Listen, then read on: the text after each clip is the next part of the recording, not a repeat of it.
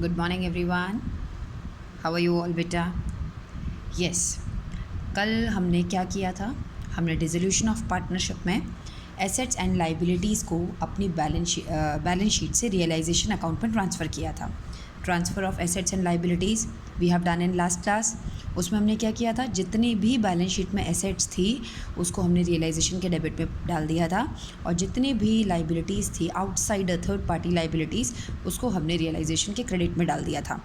ऐसा करने से क्या हुआ था, ऐसा करने से जो ये एसेट्स और लाइबिलिटीज़ के अकाउंट्स थे ये क्या हो गए थे, क्लोज हो चुके थे. अब क्लियर. अब हम उससे एक स्टेप आगे बढ़ते हैं. आपने सारी चीज़ों को रियलाइजेशन में बंद कर दिया, ठीक है. अब आपके पास land and building, machinery, patents, building, ये कोई चीज़ नहीं है आपके पास. केवल अब सारी चीज़ें एक रूम में बंद हैं. वो कौन सा रूम है? Realisation room. सब बच्चों को ये बात पता है. पहला स्टेप हम कल कर चुके हैं, transfer of assets and liabilities का. सेकंड, अब रूम में बंद करने के बाद आप क्या करोगे? उसको बंद ही रहने दोगे क्या? बिज़नेस तो आप क्लोज़ कर रहे हो, तो अब उन एसेट्स को आप सेल करेंगे, जो भी बिक जाए. आपने तो सबको बंद कर दिया जो आपको लगा बिक सकती है. आपको लगा, ज़रूरी नहीं है बिक जाएं, लेकिन आपको जो जो लगा कि बिक सकती हैं आपने सबको भेज दिया जी रियलाइजेशन वाले रूम में. अब जब भी सेल ऑफ एसेट्स होगा, अब कोई भी आएगा और अगर हम उसको उन एसेट्स में से कुछ बेचेंगे तो हमारे पास क्या आएगा? कैश आएगा. और कहाँ से सामान जा रहा है बाहर? अब आप ये नहीं लिख सकते कि लैंड एंड बिल्डिंग जा रही है, क्योंकि लैंड एंड बिल्डिंग तो कौन से रूम में बंद है? रियल. तो अब आपने जितने भी एसेट्स और लाइबिलिटीज़ को बेचना या ख़रीदना है सब रियलाइजेशन अकाउंट में ही बंद हैं. तो आपने नाम क्या लिखना है? Cash account debit to realisation. Assets को बेचने पर आपकी एसेट्स मान लो 1,00,000 की थी, 80,000 में बिकेगी तो आपने 80 की एंट्री करनी है. 1,20,000 में बिकेगी, 1,20,000 की. पैसा आएगा तो कैश डेबिट, पैसा जाएगा तो cash credit. Cash account debit to realisation account. चाहे आपकी एसेट्स रिकॉर्डेड हैं या अनरिकॉर्डेड हैं. रिकॉर्डेड समझते हो ना, जिनको आपने अभी भी बंद किया था वो रिकॉर्डेड होती हैं. अनरिकॉर्डेड क्या होती है? जो बुक्स में नहीं थी, जो बैलेंस शीट में नहीं दिख रही थी. ऐसे भी कुछ एसेट्स होती हैं जिनकी वैल्यू ऑब्सोलीट होकर ज़ीरो हो चुकी थी, लेकिन आपने उसको स्क्रैप में बेच दिया. तो ऐसे केस में उन एसेट्स को क्या बोलते हैं? अनरिकॉर्डेड. अब क्योंकि वो तो पहले से ही नहीं है, उनका तो कहीं कोई रिकॉर्ड ही नहीं है, तो आप उसको बेच रहे हो, पैसा तो आ रहा है ना आपके पास. आप ये तो नहीं बोल सकते cash account debit to typewriter, क्योंकि टाइपराइटर नाम की कोई चीज़ आपके पास एग्जिस्ट ही नहीं करती. तो ऐसे केस में आप क्या एंट्री बनाएंगे? Cash account debit to realisation. तो कहने का नटशल में एक बात करूँगी, चाहे वो एसेट्स रिकॉर्डेड हैं या वो अनरिकॉर्डेड हैं, आपने एंट्री क्या करनी है? Cash account debit to realisation, because cash is coming in. On the contrary, payment of liabilities, again चाहे वो रिकॉर्डेड है चाहे अनरिकॉर्डेड है, पैसा जा रहा है, उल्टा एंट्री कर देंगे. यहाँ क्या था? पैसा आ रहा था कैश टू रियलाइजेशन, पैसा जा रहा है रियलाइजेशन टू कैश. सिंपल है. एक और बात करना चाहूँगी, वर्कमैन कंपनसेशन रिजर्व. मैंने ना और अच्छे से एक्सप्लेन करने के लिए आपको एक बैलेंस शीट बना दी. उसमें आपने ABC 3 पार्टनर्स थे, इन तीनों की बैलेंस शीट है. ABC लिमिटेड की बैलेंस शीट है. इन तीनों ने मिलके वर्कर्स के लिए कितना रिज़र्व बनाया था बेटा? 75,000 का रिज़र्व बनाया था, ठीक है. अब ये बंद कर रहे हैं बिज़नेस बंद कर रहे हैं, रिज़र्व इन्होंने बनाया हुआ था. पॉइंट नंबर 1 देखते हैं. No liability arised. जब इन्होंने बिज़नेस बंद करने की सोची तो इन्होंने सोचा कि चलो एक बार देखते हैं. वर्कर्स ने कुछ क्लेम तो नहीं किया, लेकिन कोई भी ऐसी एडजस्टमेंट नहीं दी थी. वर्कर्स को कोई पैसे की ज़रूरत नहीं पड़ी पूरे साल भर में, तो बहुत अच्छी बात है.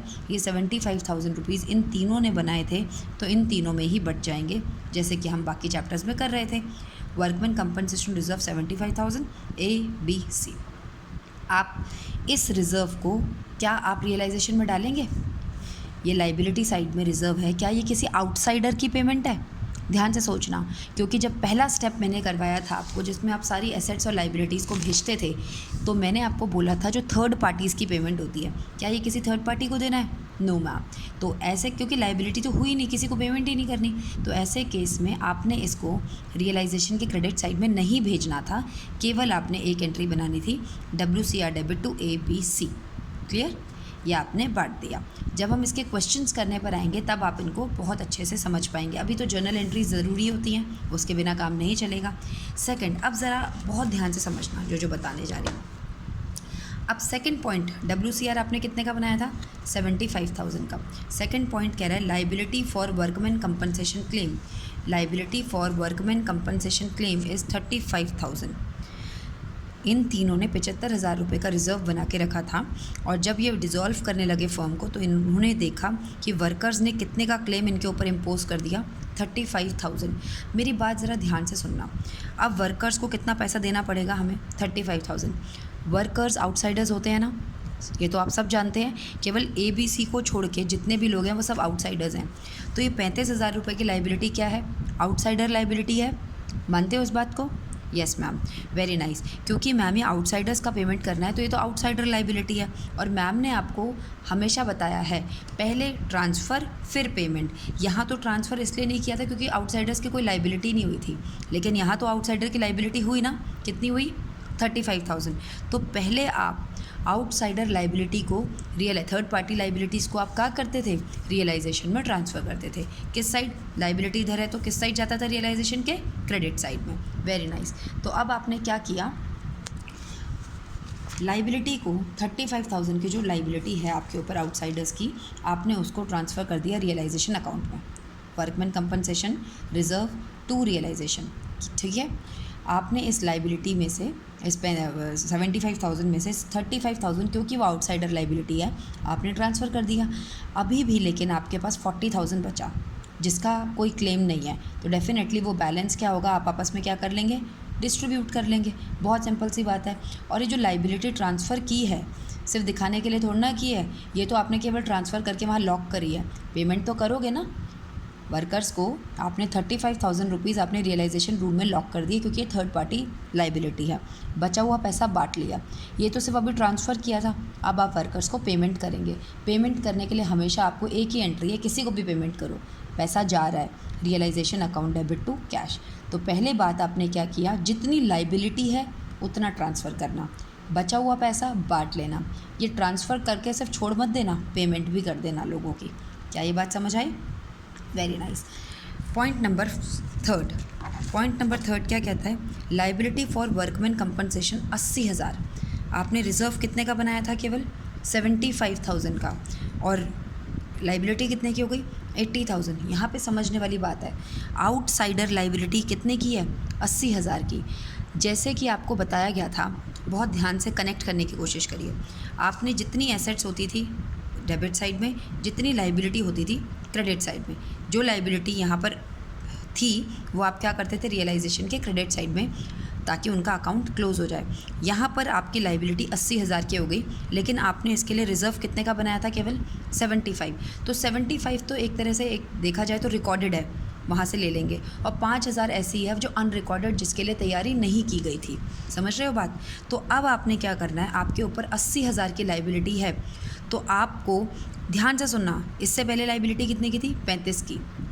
जब भी लाइबिलिटी का क्लेम जो है वो इस अमाउंट से ज़्यादा हो जाए तो आप यही अमाउंट तो ट्रांसफ़र कर सकते हो, क्योंकि आपके पास तो इतना ही है ना, मैक्सिमम 75 ही है।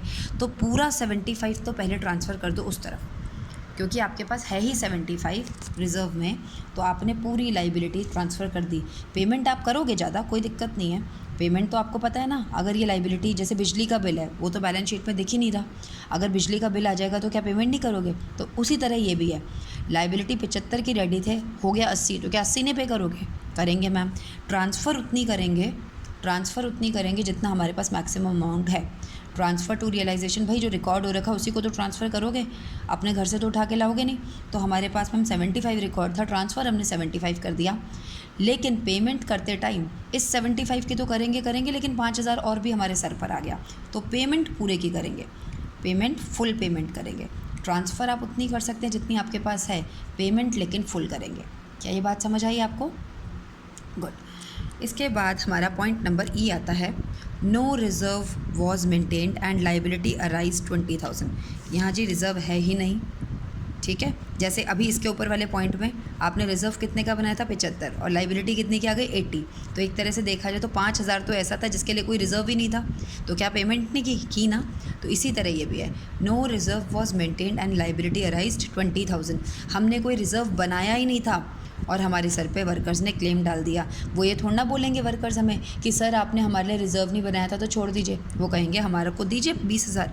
तो ऐसे केस में हमारे पास कुछ है ही नहीं, ट्रांसफ़र करने के लिए तो कुछ था ही नहीं, तो ट्रांसफ़र की एंट्री तो होगी ही नहीं। तो ट्रांसफ़र की एंट्री तो जी होगी ही नहीं, सीधा पेमेंट की एंट्री होगी। वैसे क्या होती है, पहले ट्रांसफ़र फिर पेमेंट, पहले ट्रांसफ़र फिर पेमेंट, ठीक है। तो ट्रांसफ़र तो कुछ होगा नहीं, तो सीधा आपने एंट्री क्या बना देनी है, पेमेंट की, realisation debit to bank. I hope I am clear. ये पूरा आपका वर्कमैन कंपनसेशन रिजर्व का एक्सप्लेनेशन था। इसको आप एक बार रिव्यू करेंगे एंड आई एम श्योर आपको ये अच्छे से समझ आ जाएगा। ओके।